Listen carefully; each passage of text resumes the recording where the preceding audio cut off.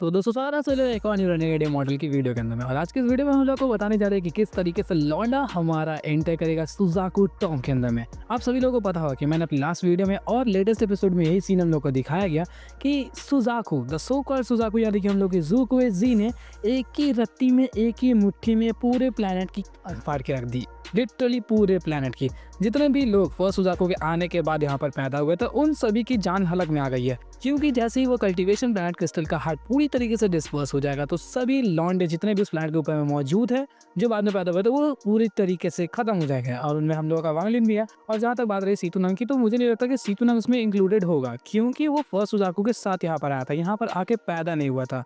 सो वो already existing है यहाँ पर जब से वो प्लैनेट क्रिस्टल क्रिएट हुआ था। सो मे भी मुझे लगता है कि वो इसी वजह से इतने ठंडे मूड में है, क्योंकि उसे घंटा फर्क नहीं पड़ता। सो आज के इस वीडियो के अंदर में वांगलिन जाने वाला है खुद की जान को बचाने के लिए सुजाकू टॉम के अंदर। उसके आगे की क्या होने वाला आप लोगों को इसी वीडियो में पता चल जाएगा। तो चलिए आज की इस वीडियो को हम बिना किसी देरी के शुरू करते हैं। तो जैसा कि हम सभी लोगों ने अपनी लास्ट वीडियो में देखा कि किस तरीके से ज़ूकुए जी खुन्नस में आकर वहां पे उस कल्टीवेशन प्लांट क्रिस्टल के हार्ट को तोड़ देते हैं। बोलते कि अब मैं पूरा प्लांट को ही तबाह कर दूंगा। तबाह करने के बाद वहां पे जितने भी कल्टीवेटर्स इंक्लूडिंग यूनक्यूए जी और 4 सेकंड क्लाइन के मेंबर्स थे वो सभी लोग भी बिल्कुल घबरा गए, क्योंकि उन लोगों की जो सोल पीस है उसी कल्टीवेशन प्लांट क्रिस्टल के अंदर में है। और अगर वो लोग अपने सोल पीस को वहां पर नहीं निकाल पाए तो वो लोग भी पूरी तरीके से खत्म हो जाएंगे। लेकिन यहाँ पे ज़ूकुए जी का दिल थोड़ी देर के लिए वहां पे नरम हो जाता है और लॉन्डे ने वहां पे खोल दिया सुजाकू टॉम का दरवाजा। कहा सुजाकू टॉम के अंदर में कल्टीवेशन प्लांट क्रिस्टल है जिसकी भी औकात है, जाओ और उसके अंदर से अपने सोल पीस को निकाल के लिया। पूरे प्लेनेट के मारते समय भी उसने खुद के डिसाइपल्स के बारे में नहीं सोचा, जिसमें हम लोगों का क्यान फंग और उसके साथ साथ लियू मे द ब्यूटी वो दोनों भी इंक्लूडेड थे। तो सबसे पहले एंटर करने वाला कल्टीवेटर हम लोग का क्यान फंग बनता है, उसके बाद लियू में, फिर धीरे धीरे करके 4 सेकंड क्लाइन के मेंबर्स और भी जितने भी आसपास के कल्टीवेटर्स थे वो लोग उसके अंदर में एंटर कर जाते हैं। लेकिन उसके अंदर में भी लिमिटेशंस थी कि सभी लोग एक साथ इकट्ठा एंटर नहीं कर सकते, कुछ सर्टेन नंबर्स अब उसके अंदर में जा सकते हैं, जिस वजह से बाकी सभी लोग गेट के ऊपर में पहरेदारी करने खड़े हो गए।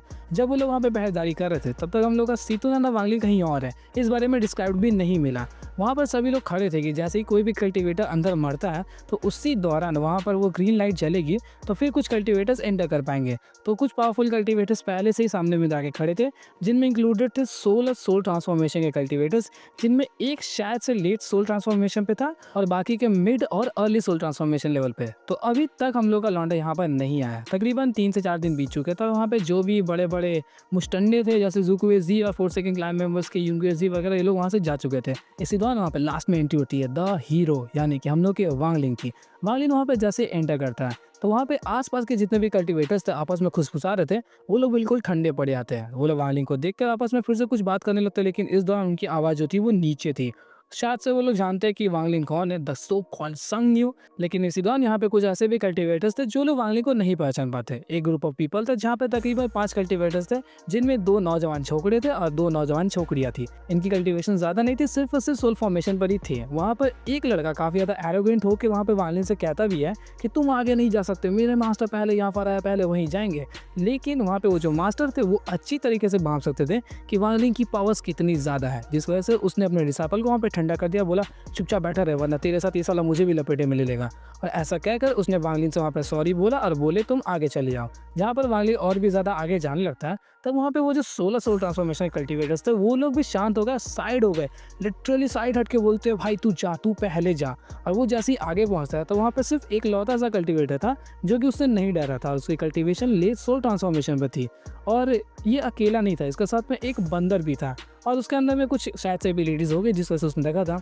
ये जो सुजाकू टॉम का गेट था वो सुजाकू माउंटेन के ऊपर में खुला था, जिस वजह से वहाँ पे वांगलिन जाकर उस माउंटेन के ऊपर में बैठ जाता है। बैठ के अपनी आंखें बंद करके वहाँ पे रेस्ट करने ही वाला था, तभी वो जो सोल ट्रांसफॉर्मेशन का लेट कल्टीवेटर है, मतलब जो लेट सोल ट्रांसफॉर्मेशन कल्टीवेटर है, उसने वहाँ पर कहा कि तुम्हारी कल्टीवेशन बाकी सभी सोल ट्रांसफॉर्मेशन वालों से काफ़ी ज़्यादा अलग है। तुमने ऑलरेडी अपने स्पिरिट रूट को नरिश कर दिया था जो कि कोई भी लेट सोल ट्रांसफॉर्मेशन पे पहुंचने के बाद करता है, जिस वजह से तुम्हारी कल्टीवेशन बाकी सभी लोगों से काफ़ी ज़्यादा यूनिक है।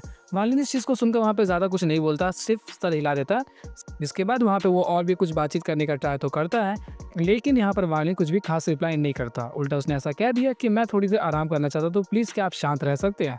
इस बात को सुनकर वहाँ पे वो लेट सोल ट्रांसफॉर्मेशन कल्टीवेटर भी ठंडा पड़ जाता है और उसने वहाँ पे कुछ भी नहीं कहा।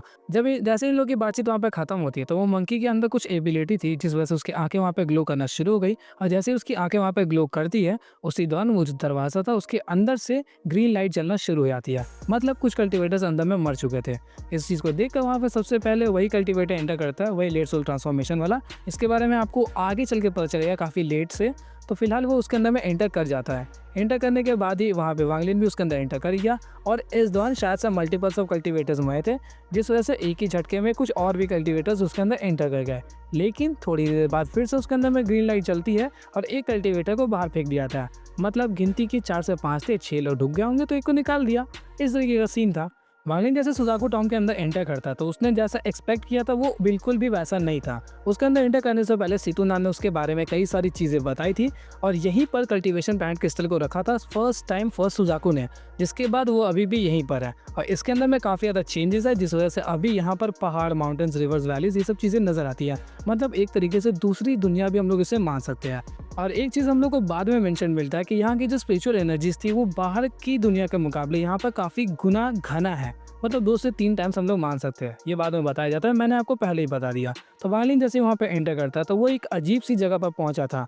सितुनान ने जैसा बताया था बिल्कुल वैसा तो नहीं था, लेकिन कुछ सिमिलैरिटीज़ थी। ये बाहर की दुनिया के मुकाबले छोटी थी लेकिन स्टिल ये काफ़ी ज़्यादा बड़ी है। इसके अंदर में वंडर कर पाना काफ़ी बड़ी बात हो सकती है।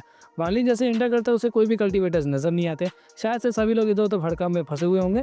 इसी दौरान वांगलिन जिस जगह पर पहुँचा था वो जगह थोड़ी सी अजीब थी। वांगलिन उसके अंदर से जैसे ही थोड़ा आगे बढ़ना शुरू होता है तो अचानक से एक चीज़ हम लोग को नजर आता है कि ज़मीन के अंदर से 2 आंखें वांगलिन की तरफ देखती है, सिर्फ उसी जगह से जहाँ से वांगलिन जस्ट आगे बढ़ा था। और ये आंखें वांगलिन के लिए काफ़ी ज़्यादा प्रॉब्लम्स क्रिएट करने वाली है। वांगलिन जैसे उसके अंदर में थोड़ा आगे बढ़ता है तो हम लोग को पता चलता है कि ये जो ज़मीन जहाँ पर फिलहाल वांगलिन है वो कुछ अजीब सी है। इसके अंदर में काफ़ी ज़्यादा धुआं निकल रहा है सब जगह से।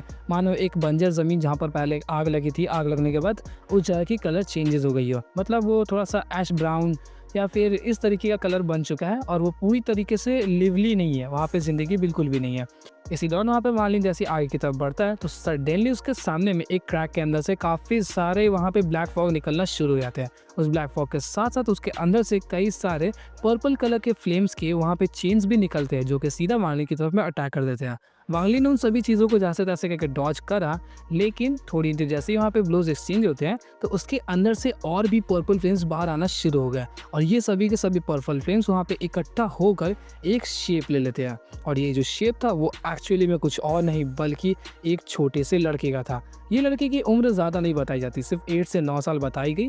और ये जो लड़का था वो उसी तरीके का था, प्लेफुल, चाइल्ड, काइंड हार्टेड नहीं था बिल्कुल भी। उस लड़के को देखकर वांगलिन समझ नहीं पाता कि आखिर ये है क्या, लेकिन फिर भी वांगलिन को अच्छी तरीके से पता था कि ये काफ़ी ज़्यादा पावरफुल है, इस वजह से उसे यहाँ पर बच के रहना पड़ेगा। और इसी दौरान वहाँ पे उसने कई सारे जो हमले किए थे वांगलिन उन सभी चीज़ों को डिफेंड भी कर देता है। लेकिन यहाँ पर वांगलिन समझ चुका था कि इसके साथ में लड़ना सिर्फ और सिर्फ टाइम वेस्ट होगी, जिस वजह से वो वहाँ से भागने का प्लान बनाता है। लेकिन वो बच्चा वहाँ से जाने थोड़ी ना देने वाला था। वो कहता है कि कितने दिनों बाद मुझे कल्टीवेटर मिला है मेरे साथ खेलने के लिए, तो तुम कहीं मत जाओ, मेरे साथ खेलो। ऐसा कहकर उसने वांगलिन के ऊपर में फिर से हमला कर दिया और कई सारे ब्लैक फॉक्स उसका पीछा करना शुरू कर देते हैं। वांगलिन जब काफ़ी तेज़ी से इस सॉकेट लैंड से भाग रहा था तभी वहाँ पर उसने कई सारे ऐसे प्रॉब्लम्स को भी फेस किए जो कि उस लड़के ने क्रिएट किए थे। ऐसे करते हुए वांगलिन थोड़ी आगे तो बढ़ता है, लेकिन वो लड़की की जो पावर्स थी वो बहुत ज़्यादा थी। कल्टीवेशन के अकॉर्डिंग बताया नहीं जा रहा था, लेकिन वो स्टिल वांगलिन के ऊपर में हमला कर पा रहा था। तभी सडनली उसने वांगलिन के सामने एक काफ़ी बड़ा सा बैरियर को क्रिएट कर दिया जिस वजह से वांगलिन आगे नहीं जा सकता। लेकिन आप सभी को अच्छी तरीके से पता है कि वांगलिन सभी मामलों में भागने में काफ़ी ज़्यादा एक्सपर्ट है। वहाँ पे अचानक से वो गायब होता है और फिर अचानक से दूसरी जगह पर रीअपियर हो जाता है और इस दौरान वो बैरियर से आगे की तरफ में था।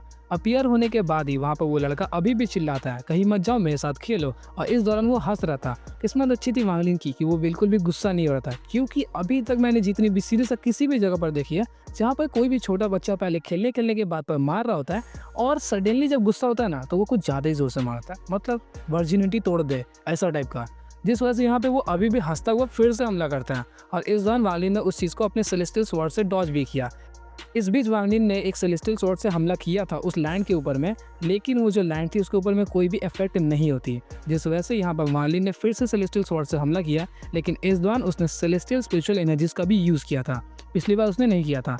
तो उसके हमले के अंदर से कई सारे कुछ डस्ट ग्रीन टाइप के पार्टिकल्स निकलते हैं, जिसे वायलिन पकड़ लेता है और वो बच्चा अभी भी पीछे था। उसे पकड़ने के बाद वायलिन और भी आगे की तरफ में भागने लगा। उसने देखा कि इन चीज़ों का कुछ खास असर इस पर नहीं हो रहा।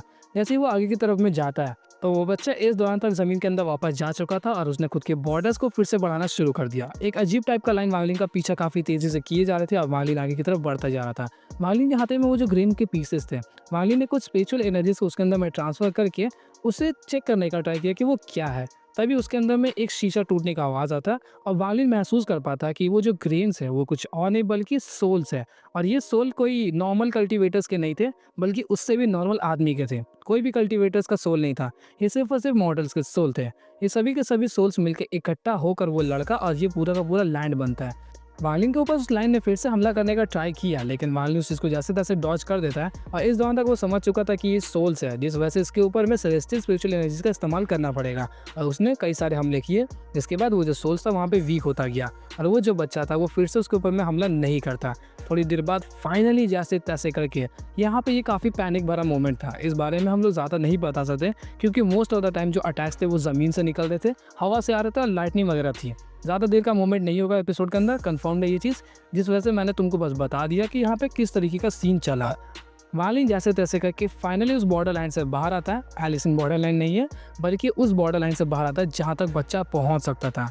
उस चीज़ से बाहर आने के बाद वायलिन फाइनली राहत की सांस लेता है। वायलिन जैसे इस जली हुई जगह से बाहर आता है, तो उसके बाद उसके सामने में वो जो नज़ारा था वो बिल्कुल भी अनएक्सपेक्टेड था, क्योंकि वहाँ पर काफ़ी सुंदर से पहाड़ माउंटेन्स वगैरह थे। फिर थोड़ी देर बाद ही वहाँ पे थोड़ा सा प्लेन स्टार्ट हो जाता है। प्लेन तुम लोगों को पता होगा, क्लास 5 की ज्योग्राफी में तुम लोगों ने पढ़ा होगा कि जहाँ पर पहाड़ वगैरह नहीं होते, बल्कि ग्रास लैंड्स, पेड़ पौधे, जंगल झाड़ ऐसे होते हैं, लेकिन बराबर ज़मीन होती है। तो इस जगह से वायलिन उड़ता हुआ जा रहा था। उसकी स्पीड लिटरली इतनी ज़्यादा थी कि कोई भी मैच नहीं कर सकता। तकरीबन 2 से 3 दिन उड़ने के बाद सडनली वो एक जगह पे पहुंचता है जहां पर उससे फाइनली कोई कल्टीवेटर्स नजर आए।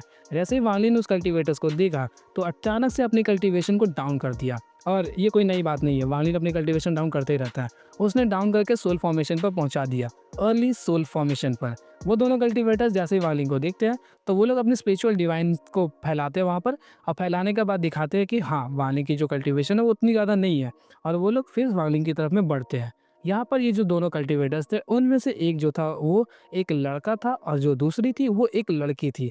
लड़की यहाँ पे इंटरेस्टिंग पीस है। जिस हिसाब से डिस्क्रिप्शन देखने को मिलता है, वायलिन ने जैसे उस लड़की की तरफ में देखा, तो वो देखता है कि उसका चेहरा जो है वो सुंदर नहीं है।